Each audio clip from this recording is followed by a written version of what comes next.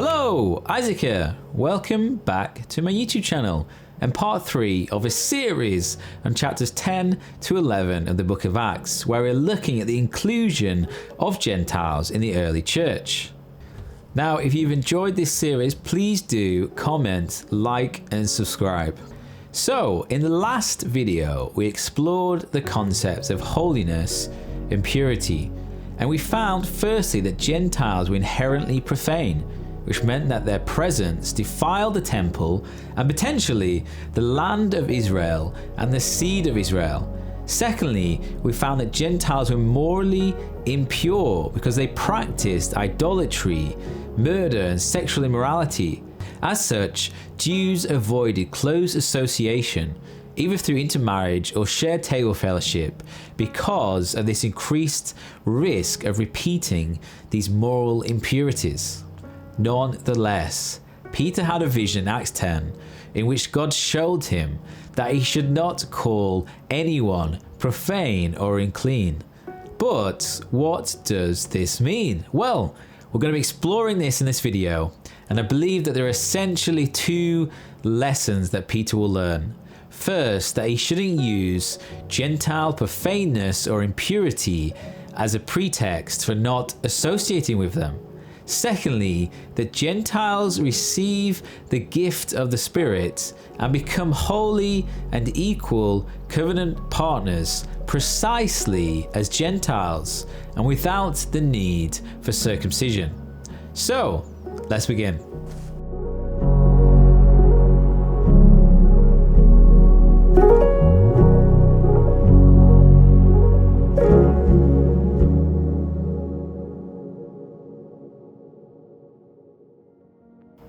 So, even if Gentiles are profane and impure, the first lesson that Peter learns is not to call them profane or impure, and therefore to use that as a pretext for not associating with Gentiles.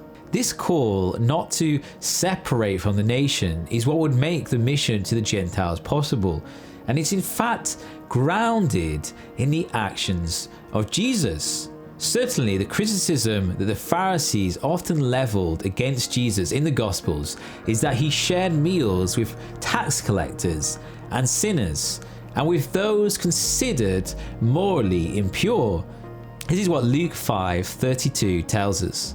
The Pharisees and the scribes complained to the disciples, saying, "Why do you eat and drink with tax collectors and sinners?"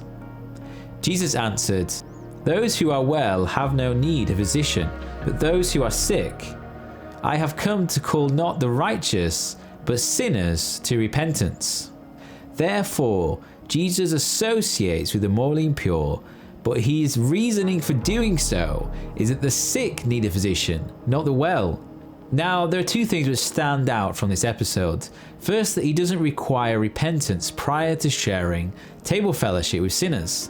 And secondly, that Jesus is not defiled through associating with those who are impure, but instead vanquishes impurity through the power available in him. In other words, instead of Jesus becoming morally impure through his association with sinners, the morally impure find forgiveness and become pure through their association with him. This practice of Jesus of eating and associating with the morally impure comes to the fore again in Luke 7:36-49, when Jesus is invited to eat in the home of a Pharisee called Simon. In this episode, there is a woman described as a sinner who joins them at the table. Weeping, she anoints the feet of Jesus, but the Pharisees simply cannot believe that he would allow such an individual to associate with him, saying, "If this man were a prophet, he would have known who and what kind of a woman this is who is touching him, that she is a sinner." Now, Jesus responded by telling a story of a creditor that had 2 debtors. One owed 500 and the other 50 denarii, but both had their debts cancelled. His point here is that the individual who owed more loves more, as their debt was greater. Likewise, this woman who has greater sins than this Pharisee Simon has shown greater love towards Jesus. But both were sinners in need of forgiveness. And this forgiveness could be found not through the temple system, but in fact through faith in Jesus himself. This is what he says. Therefore I tell you, her sins, which were many, have been forgiven. Hence she has shown great love. But the one to whom little is forgiven loves little. Then he said to her, your sins are forgiven. But those who were at the table with him began to say among themselves, who is this who even forgives sins? And he said to the woman, your faith has saved you. Go in peace. Now this is the good news of the kingdom of God, that the ritually and morally impure become pure, find healing, and are set apart as holy through putting their faith in Jesus.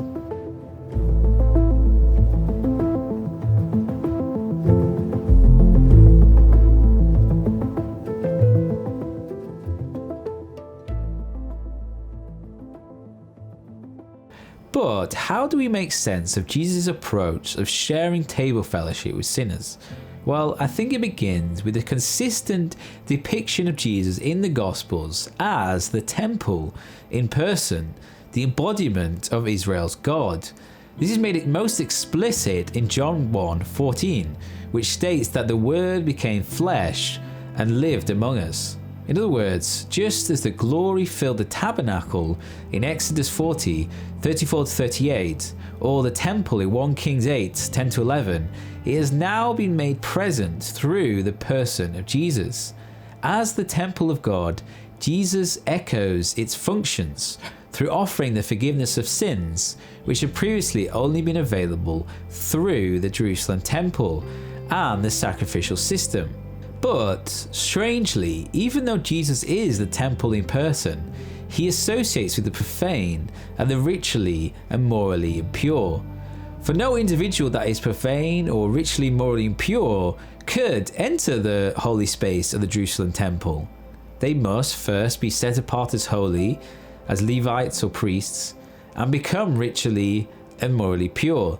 The key difference then is this: those who encounter Jesus, the temple in person, become pure and are cleansed of their ritual and moral impurities through their association with him. This is a point that Matthew Thyssen has made clear. He writes, Israel's God has unleashed a force of holiness in the world that goes on the offensive against impurity. Jesus is the Holy One of God. A holy power emanates out of Jesus' body that can overcome all sources of impurity. Therefore, Peter learns in Acts 10-11 that it's not just the lost sheep of Israel that are called to repentance, but Gentiles too, and that he must associate with those individuals, these Gentile sinners, showing no partiality and practicing the ethic of Jesus. That involves not casting judgment and loving your enemies. But importantly, this is grounded in the fact that the church is, because of the death and resurrection of Jesus, the temple of God in which the Holy Spirit resides, as the Apostle Paul made explicit in Ephesians 2:20-22. So then, you are no longer strangers and aliens, but you are citizens with the saints, and also members of the household of God, built upon the foundation of the apostles and prophets, with Christ Jesus himself as the cornerstone. In him, the whole structure is joined together and grows into a holy temple in the Lord, in whom you are also built together spiritually into a dwelling place for God. Therefore, the church is the holy temple, the dwelling place for God, and it must then, like Jesus, the temple in person, associate with the morally impure, for holiness emanates out from it, going on the offensive against and overcoming all sources of impurity. And the mission of the church in Acts 1-8 is to spread the message of Jesus to all the corners of the globe. In other words, its purpose is to see the Lord's glory fill the entire creation with the presence of God, just as the waters cover the sea.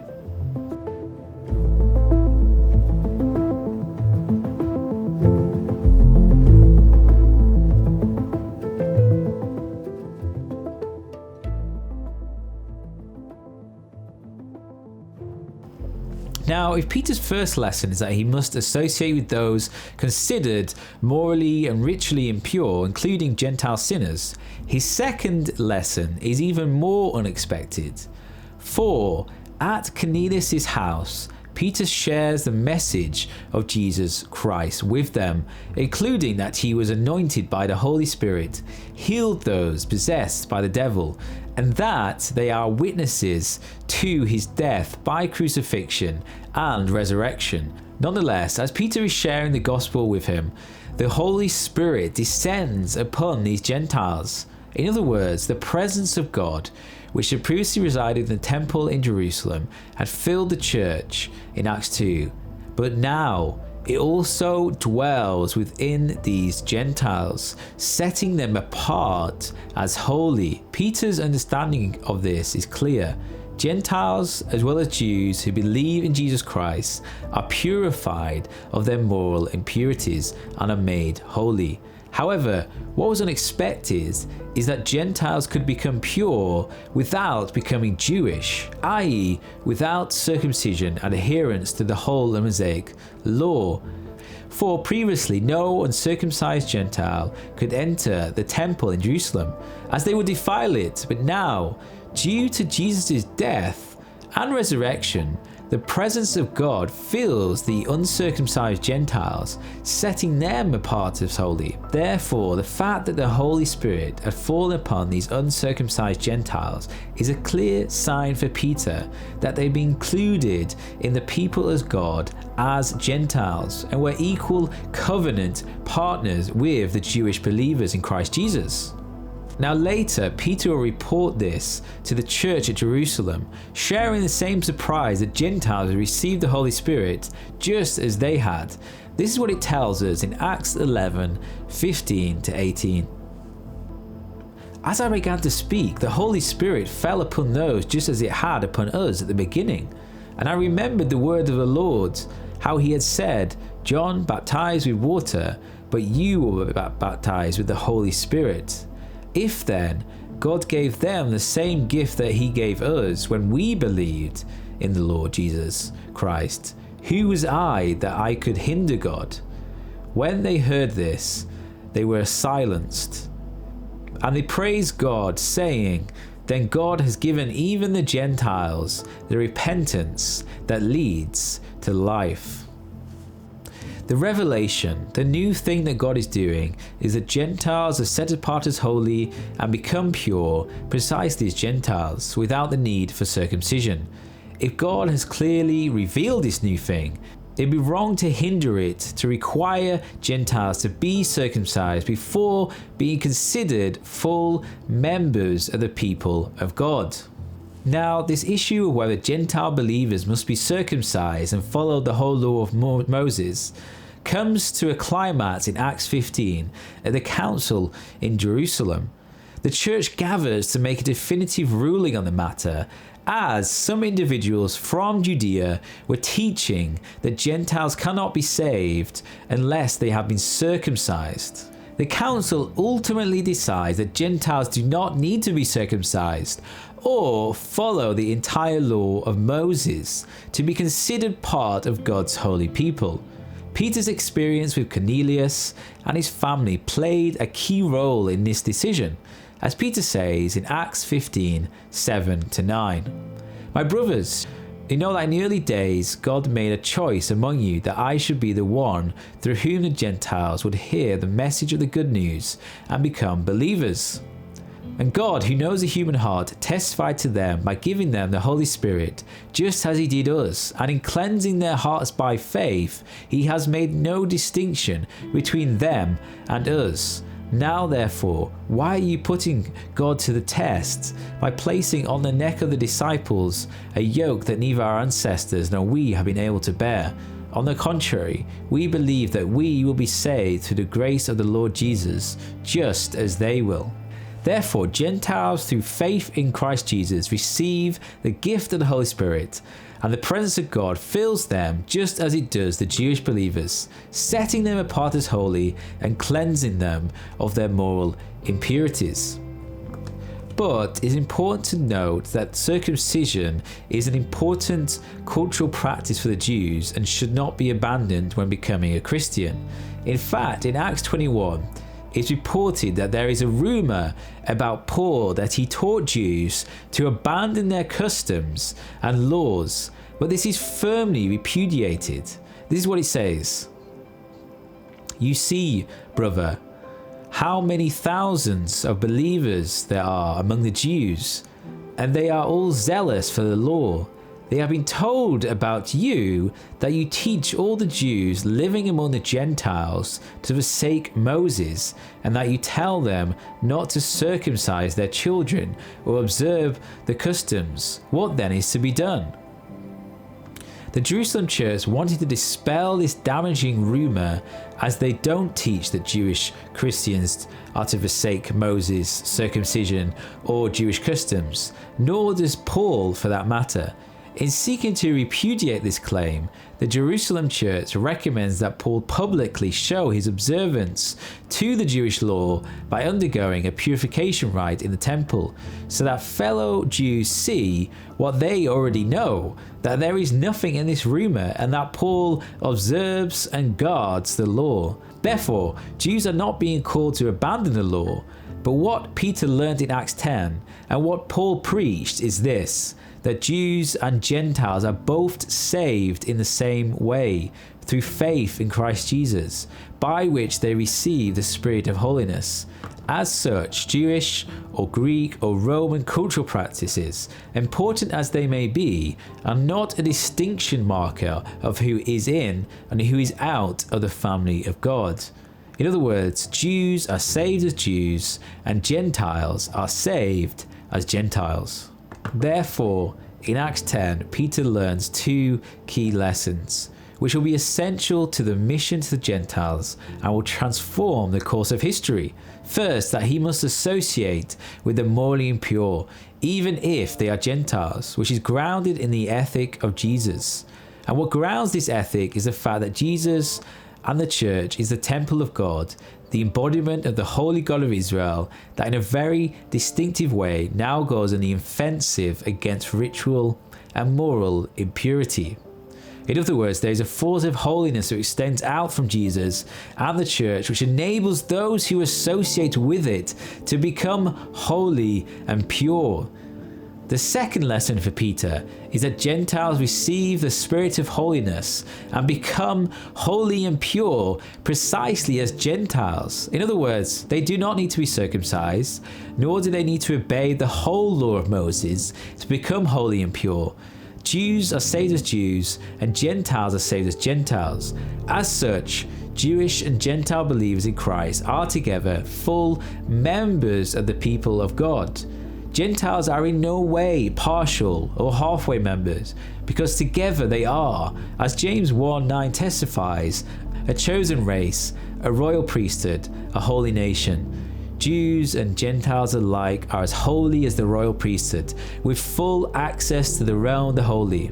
Okay, that is it. This is the last episode of this series. So, I'd love to hear your thoughts, so please do like, comment, and subscribe. But otherwise, again, I look forward to seeing you next time, and thank you very much. Bye!